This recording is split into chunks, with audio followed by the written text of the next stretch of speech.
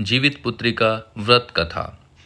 एक जगह पाकड़ के पेड़ के नीचे चील और सियारन रहती थी। दोनों बहुत पक्की सहेली थी। एक बार उन्होंने जीत्या व्रत करने का सोचा और फिर व्रत किया।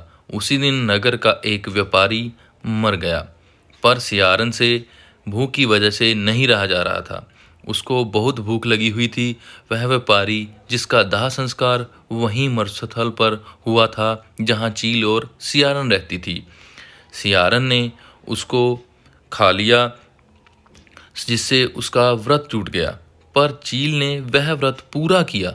दूसरे जन्म में दोनों ने ब्राह्मण भास्कर के यहाँ जन्म लिया और दोनों बहन बनी। चील बड़ी बहन और सियारन छोटी बहन के रूप में जन्मी। चील का नाम शीलवती रखा गया और सियारन का नाम कपूरावती रखा गया। शीलवती की शादी बुद्धसेन से हुई और कपूरावती की शादी नगर के राजा के साथ हुई, जिसका नाम मलयकेतु था। भगवान जयतवाहन के आशीर्वाद से शीलवती के 7 पुत्र हुए। शीलवती के सभी बच्चे जन्म लेते ही मर जाते थे। जब शीलवती के 7 पुत्र बड़े हो गए, तब वो राजा के दरबार में काम करने आने लगे। कपूरावती के मन में उन्हें देखकर ईर्ष्या की भावना आ गई।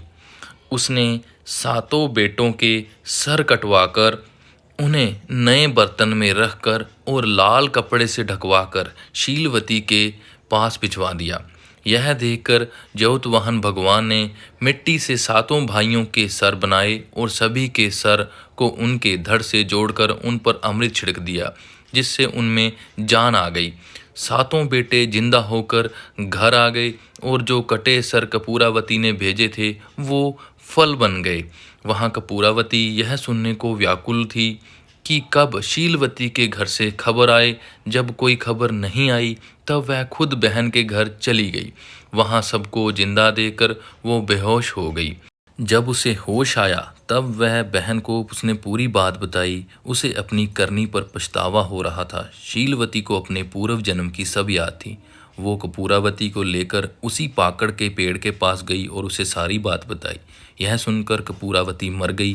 जब राजा को इस बात की खबर मिली, तब उन्होंने उसी पाकड़ के पेड़ के नीचे कपूरावती का दाह संस्कार कर दिया। यही जीतिया कथा है।